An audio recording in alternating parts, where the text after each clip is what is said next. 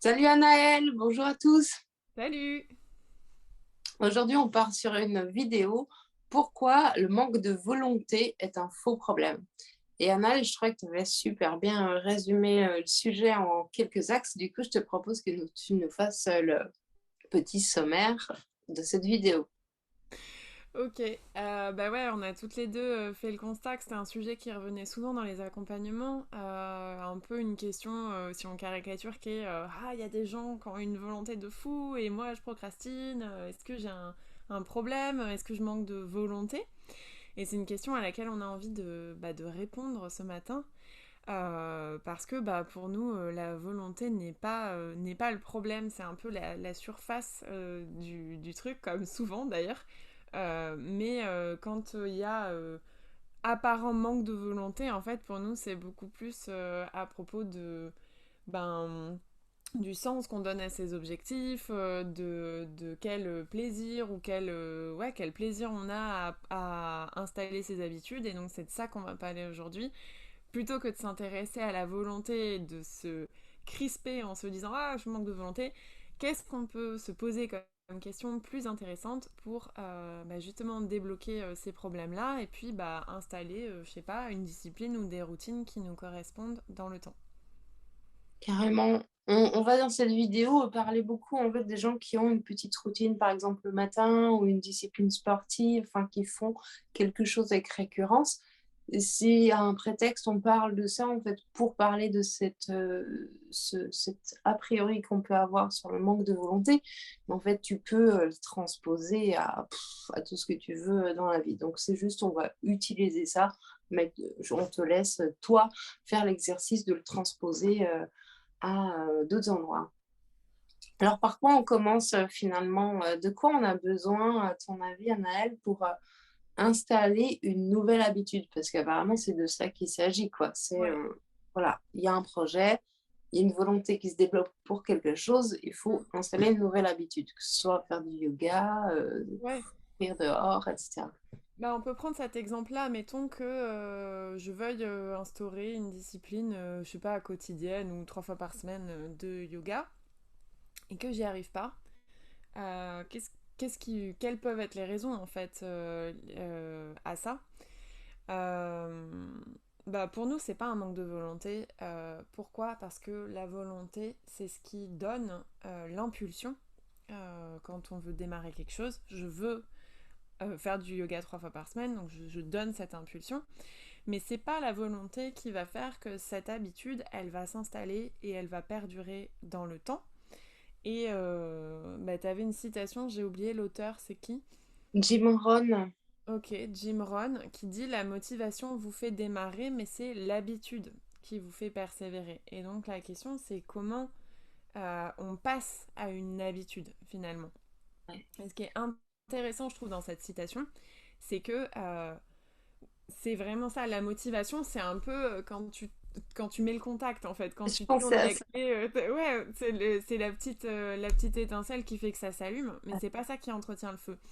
Et la motivation la volonté, c'est pas quelque chose, une ressource dont on dispose indéfiniment. On a une quantité en fait limitée Ouais. de volonté ou de motivation.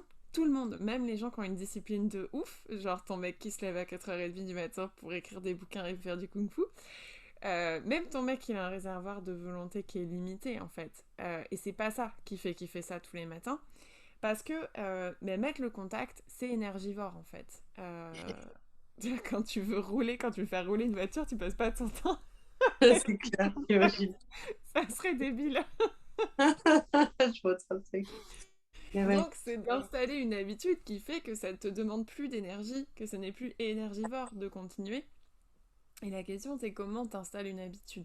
Euh, Et je trouve génial ta métaphore là en gros, la volonté, c'est le démarreur, mais du coup, en fait, pour que ton moteur il tourne, c'est pas bouger le démarreur 50 fois qui fait que ton moteur marche, tu vois. On aurait dû appeler cette chaîne introspection et métaphore. Je pense que ça aurait été plus. Ah ouais, c'est clair. Je pense qu'il n'y en a pas une pour rattraper l'autre. Non, c'est terrible. Et oui, carrément. Euh, et donc, du coup, qu'est-ce qui peut prendre le relais? Et bah, je vais faire la partie théorique et après, si tu as des exemples, on va pouvoir Grave. un peu, un tout petit peu détailler, mais on a dit qu'on faisait court. Qu'est-ce qui peut prendre le relais, mettons, pour cette histoire de yoga? Eh ben, c'est pas tous les matins de dire, allez, je mets le démarreur, je vais faire du yoga. Ce qui va favoriser l'engagement dans le temps, en fait, c'est le sens déjà que ça a pour toi de faire du yoga tous les matins. Est-ce que ça a vraiment du sens? Est-ce que c'est vraiment aligné avec qui tu es, avec ce que tu veux, avec ce qui te correspond dans l'instant? Ou est-ce que c'est juste un objectif que tu t'es fixé parce que tu as lu dans un livre que faire du yoga tous les matins c'était bon pour la santé et que Mm. dans le fond tu t'en tapes, mais tu as envie de faire ça parce que quelque part tu as lu que c'était bien? Déjà, première chose, quel sens ça a pour toi? Ensuite, être au clair sur où ça t'amène en fait. Quel objectif t'as en lien avec ça. C'est pas juste le fait d'être régulier, c'est que tu tends vers quelque chose parce que la régularité pour la régularité, ça n'a pas Mm. grand intérêt. Donc du coup, qu'est-ce que cette régularité, vers quoi elle te permet de tendre? Mettons le yoga, bah, je veux me sentir bien dans mon corps ou je veux être plus calme ou je veux être plus, enfin, je veux me sentir souple, je sais pas, il peut y avoir mille objectifs en lien avec ça. Donc, est-ce qu'il y a un Mhm. objectif qui est clair par rapport à ça? Ensuite, vraiment prendre la décision. Si tous les matins tu renégocies, est-ce que je vais faire du yoga ou pas, machin. Si c'est encore un endroit où la négociation est autorisée, alors tous les matins tu vas remettre le contact. Ça c'est clair. Donc il y a ce truc de vraiment prendre la décision et je sais pas si tu as des exemples toi en lien avec ça, mais moi j'en ai un quand j'ai décidé d'arrêter de manger du gluten parce que j'ai une maladie de Crohn, bon elle est en sommeil mais je voulais prendre soin de mes intestins, c'était hyper important pour moi, c'était vraiment ma priorité et donc du jour au lendemain j'ai décidé que je ne mangerais plus de gluten. Et j'avais déjà envisagé ça plusieurs fois, mais c'était encore un endroit de négociation. Et donc, chaque fois qu'on me proposait une option avec ou sans gluten, je négociais, je négociais, je négociais. Et ça me prenait vachement d'énergie de négocier. Et un jour, j'ai décidé que j'arrêtais. Vraiment. Que c'était fini, que je ne mangeais plus de gluten. Et du coup, quand on me proposait, je sais pas, quand j'allais au resto et que je regardais la carte, ben, au lieu de regarder toute la carte et de me dire ah mon dieu le burger il a l'air bon quand même, ah mais oui mais j'ai dit que je mangeais plus de gluten, blabla, je ne regardais pas ces options parce que la décision elle était prise, elle était actée, Ouais. elle était alignée, je savais vers quel objectif je tendais, être bien dans mon corps, être en bonne santé. Du coup il n'y avait pas d'espace de négociation à chaque fois que je vais au resto de remettre cette décision sur la table et de redébattre avec moi-même. Donc acter la décision, c'est vachement économe en énergie. Ça t'évite de dépenser de l'énergie à te demander oui, mais pourquoi, mais en fait, et blablabla et blablabla. Est-ce que toi aussi, tu as des exemples comme ça dans ta vie, des Oui, situations où... je pense que ça fait bien 10 ans que j'essaie d'arrêter de fumer et que je renégocie tous les jours. Parce qu'en fait, en réalité, j'ai très peu d'effets secondaires de la cigarette, parce que j'ai la chance d'avoir une bonne constitution, notamment au niveau pulmonaire, tu vois, ce qui fait qu'en fait, je sens très peu les effets du fait que je suis une vieille fumeuse. J'adore fumer. J'adore fumer en prenant l'apéro. J'adore boire une bière et fumer une clope. C'est aussi un moment que je m'accorde seule. Tu vois, c'est le moment où j'ai genre toutes les excuses pour dire à mes gosses, ah ben non, viens pas, je suis dehors toute seule, je fume ma cigarette. Ça répond aussi à mon truc d'espace. Et du coup, tu vois, je suis exactement dans cet endroit de oui, mais il faut, ça serait bon pour ma santé, tu vois, avec un enjeu très jugeant finalement, tu vois. Et c'est quelque chose que, voilà, bah, ça se, de temps en temps, il y a une tentative de démarreur, tu vois. Et en général, c'est le soir que j'ai fait un apéro trop fort, que j'ai fumé trop de clopes, mal à la gorge, tu vois. Et que là, je suis là, ouais, non, non, vraiment, demain, je fume pas. Sauf que le lendemain, en fait, ça va super bien, il y a mon petit café, etc. Et là, c'est, tu vois, il n'y a plus de négociation possible. Je suis là, non, mais ça va, je ferai ça à un autre moment. Donc, ouais, ça, c'est un exemple de, tu vois, une charge mentale d'un défi, d'un engagement, d'une discipline que j'arrive pas à engager. Mm. Et pour autant, il y a d'autres endroits dans ma vie où j'ai fait des trucs genre du tac au tac, tu vois, exactement comme tu dis, sur une question en fait de À partir du moment où le choix, il est acté d'une place de posture, mais c'est une posture qui est, comment dire, une foi, une conviction, tu vois. C'est un truc hyper profond, toi. C'est en mode genre, t'es comme le chevalier qui part en croisade, tu vois. Tu es en mode genre, c'est non négociable.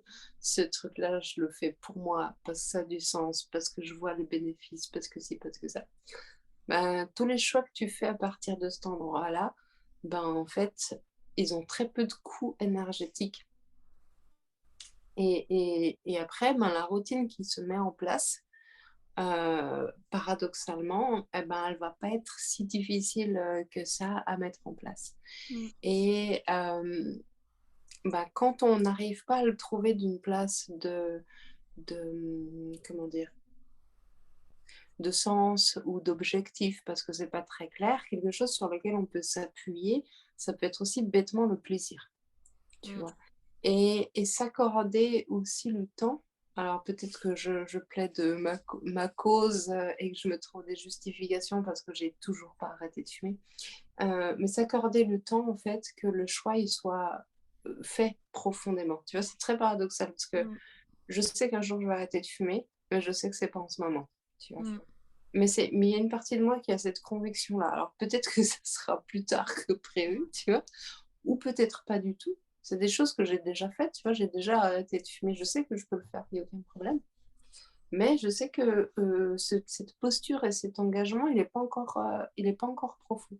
Mm. Tu vois, il n'est pas encore fait d'une base totale. Et aussi, peut-être quelque chose que je dis là, c'est le but, c'est pas que j'aille compenser le truc que je m'offre avec la cigarette en bouffant, tu vois. C'est pas le Mm. but non plus. J'ai envie que ce soit quelque chose qui s'extrait vraiment, sans que ça soit. Je sais que c'est une compensation. Je veux pas qu'il y ait une nouvelle compensation à la place. Bref. Tout ça pour dire que choisir d'une place de plaisir, si on n'a pas de visibilité sur nos objectifs, Mm. hein, quelque chose qui nous inspire, quelque chose qui nous fait du bien, qui nous apporte une satisfaction immédiate. J'adore cet exemple, c'est quelque chose que j'ai vécu une fois en coaching avec une femme qui me disait oui, bon, moi j'ai commencé la pratique de la méditation, alors tous les jours je médite, c'est un peu chiant, je vois pas d'effet positif. Et en fait, c'était quelqu'un qui était bah, de nature très artistique, très expressif et qui avait vraiment du mal avec le côté rester en silence. Tu vois. Et elle me racontait que quand elle est de bonne humeur, elle chante sous la douche. Tu vois. Et on a posé cette hypothèse. Et si en fait, peut-être que chanter sous ta douche, ça te faisait autant de bien pour exprimer les choses qu'il y a au fond de toi que de prendre un temps en silence pour observer ce qu'il y a au fond de toi. Tu vois. On a juste posé cette hypothèse et on a dit, bon, bah, teste, fais une semaine à la place de ton demi-heure de méditation, bah, tu te fais ton temps de je chante sous la douche. Alors, je sais pas où elle en est aujourd'hui, mais ce qui est sûr, c'est qu'elle a très vite dégagé la méditation en disant, mais en fait, ça me recentre, un truc de fou de chanter. Sauf que bah, dans les livres de développement personnel, c'est pas marqué si tu chantes sous la douche, tu vas devenir plus zen, tu vois. Bref, Mm. ça pour dire que cette routine-là, elle lui convenait. Ouais. Et du coup, quand tu observes la routine de l'autre, eh ben, en fait, si tu te sens pas capable de faire la même chose, très vite, ça peut être impactant. Tu peux te dire, ah, mais en fait, j'ai manque de volonté. Oui, et mon mec, il se lève à 4 heures du matin pour faire du kung-fu, tu vois. Non, mais si je m'imposais ça, en fait, pour faire du kung-fu, ça marcherait pas. Mm. Mais par exemple, je pourrais me lever à 4 heures du matin pour faire de la peinture et pour créer, parce que ça, c'est quelque chose qui a un effet méditatif pour moi. Mm. Mm. Mm. Donc, C'est euh, un- Mais tes ouais, exemples, là, et juste j'ai envie de souligner que ce qui ouais, est cool de tes exemples, c'est qu'on peut avoir des chemins différents pour un même objectif ou pour des ouais, objectifs qui se ressemblent en fait. C'est qu'on a ouais. aussi vachement d'attentes ou de préjugés Mm. sur quelle forme ça doit prendre. Par exemple, je veux me recentrer sur moi, bon bah c'est la méditation ou le yoga. Bah non, pas forcément. Il y a des gens, ça va être la peinture, ça va être marcher en forêt, ça va être faire du kung-fu, ça va être euh, boire son café en silence en regardant par la Ouais. fenêtre. Enfin, il y a un million, il y a autant de façons que de personnes d'atteindre cet objectif-là. Il n'y a pas de prérequis sur la forme que ça doit prendre, quoi. C'est ça, et je pense que C'est une période où, alors bon, la volonté, on peut la retrouver dans plein de sujets, hein, se lancer dans un projet, changer de vie, aller, enfin, oser se challenger et faire des défis qui nous font sortir un peu de notre zone de confort. Mais la thématique de la routine elle est très à la mode et on a l'impression qu'il y a des bonnes façons de se lever et des mauvaises façons d'avoir une routine, etc. Moi, je trouve que ben, ce qui est important, en fait, c'est que ça soit quelque chose que tu aies construit toi, Mm. que ça te plaise à toi, en ce moment de ta vie, là, maintenant, parce que ça a du sens de le faire de cette façon-là. Du coup, de s'autoriser, en fait, l'originalité, d'essayer de penser hors du cadre. Et en fait, de la même façon que tu vas jamais procrastiner le truc qui te passionne, et ben, à partir du moment où tu as trouvé le truc qui fait sens, qui met en route ton moteur, tu as juste besoin du déclencheur, du coup de volonté pour lancer le process. Mais après, ça va se mettre en route tout seul, en fait. Et je trouve que c'est quelque chose qui peut être très fort, en fait. Il y a une culture dans notre société sur la volonté qui est très forte, finalement. Comme s'il y avait ceux qui en avaient et ceux qui en ont pas, que ceux qui en ont, bah, ils peuvent changer le monde et que les autres ils sont plus un truc passif. Je trouve que c'est super culpabilisant et super violent.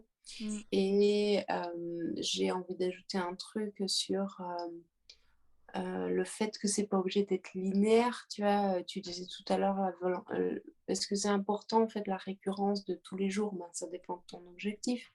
Mm. Peut-être que la routine que tu as besoin, c'est de tous les jours t'écouter et savoir qu'est-ce qui te ferait du bien ce jour-là. Et peut-être aujourd'hui, tu vas chanter sous ta douche, demain, tu vas méditer, après-demain, tu vas faire ça.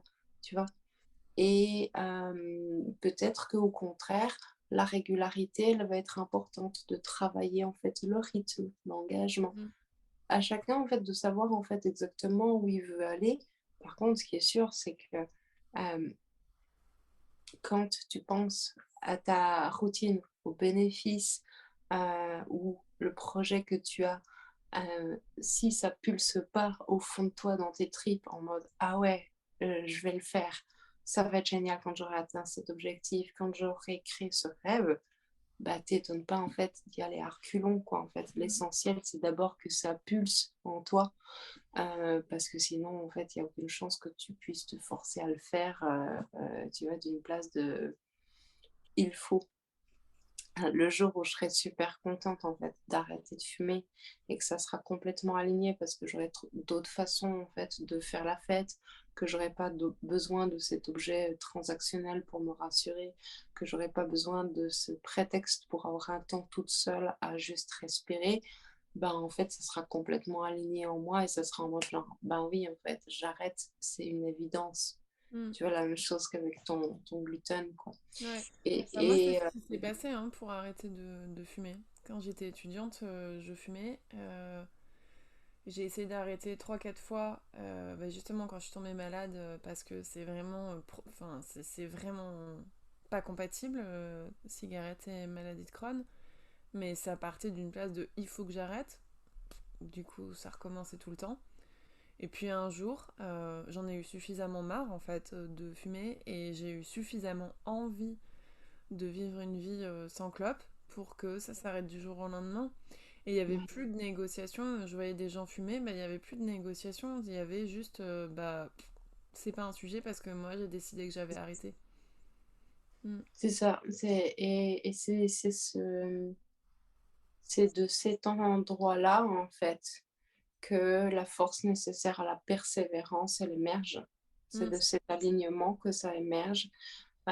C'est de cette compréhension de nos objectifs que ça émerge. Et la volonté, elle n'a rien à voir là-dedans. La volonté, Mm. c'est juste le coup de Ouais, clé, le démarreur qui lance le process, mais ça ne fait pas le ouais. job. Et ensuite, il y a autre chose qui prend le relais en fait. C'est ça. Tu vois, moi j'ai un bon exemple aussi avec bah, mon histoire avec la course à pied. Parce qu'en fait, ça fait depuis mes 14 ans euh, que je cours. Sauf qu'à 14 ans, j'allais courir une fois par semaine. J'avais déjà j'y allais trop fort, j'allais courir trop longtemps et du coup j'avais des courbatures de ouf derrière, enfin j'y allais trop fort, donc du coup à chaque fois je me dégoûtais. Euh, J'y allais sur la base de aller bouge ton cul gros tas, ce qui est vraiment une très bonne façon de se motiver et d'être persévérant, tu vois. Aller bouge ton cul gros tas, c'est vraiment quelque chose, tu vois, ça te donne envie C'est d'y aller. violent, ouais. Ouais. Du coup, quand il pleut, bah, tu fais quoi? T'y vas pas, hein, parce que déjà que t'es en train de t'insulter, tu vas pas en plus aller te tremper la tronche, quoi. Et j'ai fait ça pendant des années, tu vois, des périodes très espacées où j'essayais de me mettre à courir et puis ça tenait quelques temps et ça retombait et j'ai jamais... Enfin, pendant longtemps, j'ai pas réussi à enclencher une dynamique où je devenais sportive pendant 10 ans. Du coup, j'ai des tentatives éparses sans succès. Et puis, bah, à 24 ans, c'est quand je suis tombée malade. J'ai eu comme un élan de vie de ouf où j'avais envie de me sentir bien dans mon corps. Et en fait, la course à pied, si j'ai essayé tant de fois de démarrer, c'est pas uniquement parce que je suis maso, c'est parce que effectivement, après la course, je ressentais tellement de bienfaits en fait, tellement dans mon corps, tellement de, enfin, pour le coup, moi, c'est une méditation d'aller courir, hein, clairement. Oui. Et je ressentais tellement de bienfaits que je m'y suis remise, sauf que cette fois-là, j'y suis allée toute seule, sans personne pour me dire cours plus vite, cours moins vite, cours comme ceci, cours comme cela, cours à telle fréquence. J'y allais toute seule, à mon rythme.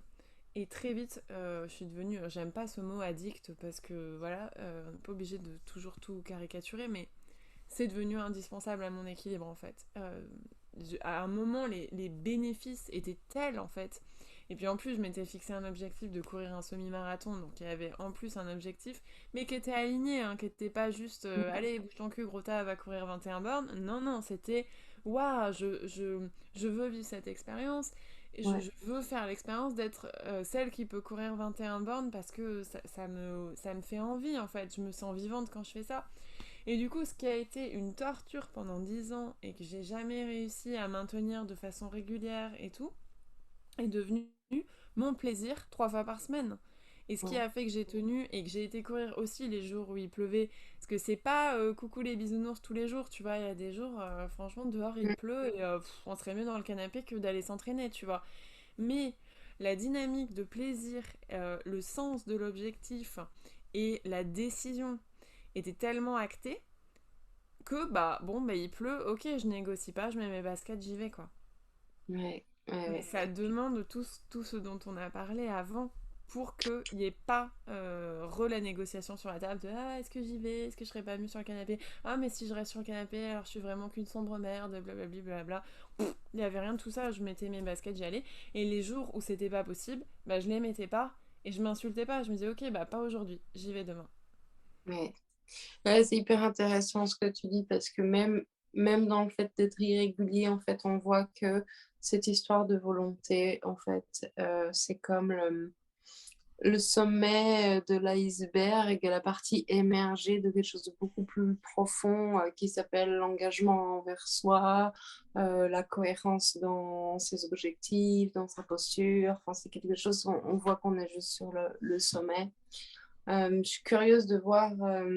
Je suis sûre que toutes les personnes qui ont regardé cette vidéo, elles ont plein ça leur fait écho, tu vois, à des endroits où ils ont mis en place des choses avec fluidité, ou alors peut-être qu'ils sont comme moi en train de ramer avec un sujet de un jour, peut-être, je ferai ça. Voilà. Du coup, moi, j'aimerais bien que les gens ils nous racontent quels sont les endroits où tu sais que tu procrastines et c'est mort, quels sont les endroits où c'est facile d'enclencher ta volonté parce que tu as cet alignement, cet engagement, comme Anaëlle raconte avec le gluten, avec la course. Bref. Est-ce que tu veux ajouter quelque chose, toi, Anaëlle, là-dessus? Non, non, je pense qu'on a bien fait le tour. Peut-être est-ce que tu veux dire un mot sur les variations aussi et la souplesse qu'on peut mettre dans ces Ah oui, engagements-là. Je sais que tu voulais parler de ça aussi. ah ouais, c'est vrai. Ouais, merci de rappeler ça. Alors, je vais le faire super bref. Euh, une, euh, une habitude de vie, une routine. L'idée, c'est de se rappeler qu'en fait, ce que tu mets en place avec régularité, ça a pour but en fait de t'élever, de te donner plus de moyens. Il faut pas que ça soit quelque chose qui t'enferme, il faut quelque chose ça soit qui t'élève et du coup, je t'invite à regarder aussi, ce que tu fais en termes de comment tu utilises ton curseur. Est-ce que c'est une discipline qui est souple? Est-ce que tu t'autorises du changement, de la variation, du report? Est-ce que c'est extrêmement ferme? Parce qu'on n'obtient pas les mêmes choses et j'ai envie de faire une petite note spéciale et une dédicace, aussi aux femmes.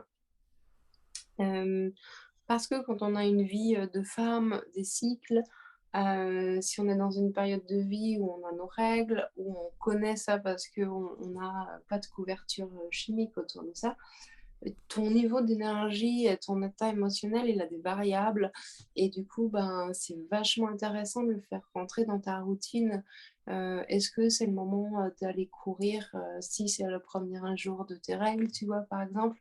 Mais aussi à d'autres échelles, hein, sans parler forcément de routine. Par exemple, en termes de productivité, il y a des moments où on est très créative en fonction de nos hormones. Est-ce que tu as repéré à quel moment dans ton cycle tu es à 2000% en créativité ou à quel moment tu es en productivité? C'est quel moment en fait où tu peux rattraper le retard que tu as pris?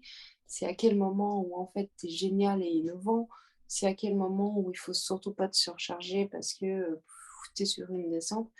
Et si dans ta routine, l'objectif qu'il y a, c'est en partie de te reconnecter à toi, alors si tu es une femme, je t'invite à tenir compte de ça. Ce qui ne veut pas dire que tu peux pas te mettre une discipline impeccable aussi. Je sais que dans le sport, c'est très courant. Voilà, à toi de choisir les différents éléments qu'on t'a donnés. Ne fais pas tout reposer sur la volonté. Tu auras beaucoup plus en fait de ressources si tu prends les différentes choses qu'on t'a suggérées avec Anaël. Super. Eh ben, on a hâte de lire vos partages et questions dans les commentaires. Et puis, bah, à dimanche prochain. Salut, à bientôt.